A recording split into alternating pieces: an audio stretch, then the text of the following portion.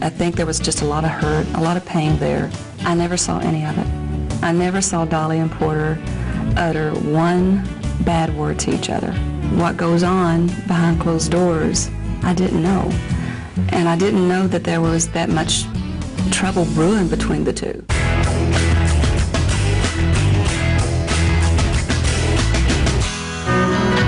May the Lord shining grace be yours now. Porter Wagoner and Dolly Parton in perfect harmony. Happiest face be yours now. That's how it was in the early 70s.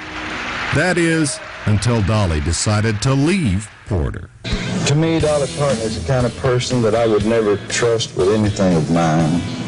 I mean, her family, her own blood, she would turn her back on to help herself. I'm not that kind of person. I don't care about talking about it because most people would think I'm bitter. You know, at Dolly, I'm not bitter at her at all. As far as knowing about Dolly and Porter's situation, I know a lot about Dolly because I thought about her daily from the age of 13 to about 17. Every day. Every day. From Porter's point of view, it was disloyalty and desertion and dishonesty. From her point of view, it was putting wings on her dreams. Dolly wants to do everything that is possible for her. She lives in a fairyland. He gave her a stage to show the world that talent. His TV show, hugely influential, that put her into people's living rooms and allowed them to fall in love with her. I had been with Porter for 7 years, and we'd had great success. We'd had a lot of problems.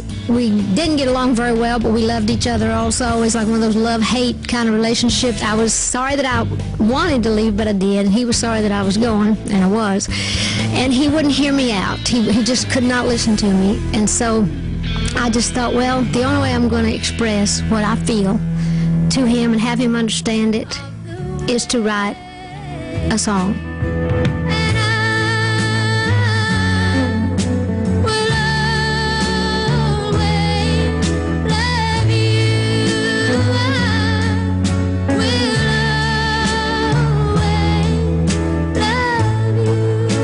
She brought this song in one day, titled I Will Always Love You. She said, I wrote this song about you. And I said, well, I'll tell you, not just because you wrote it about me, but I said, it's the best song you've ever written, Dolly. They made up for a while, but then Porter thought that he was due money from some things that they had done before. When the money wasn't handled in the way that Porter thought it had been agreed upon, all of a sudden there were lawsuits flying. I think they've both done the right things. They didn't have to go to court. And I would have liked to have been in court, though, because I wonder if, like, Porter had one of those jackets on where he opens up the sleeve and it's like, she's guilty, you know.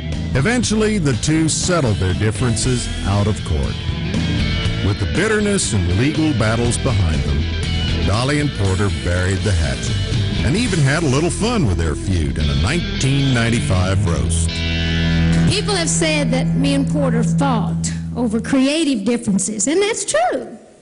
I was creative and Porter was different. I knew he had balls when he sued me for $1 million when he was only paying me $30 a week.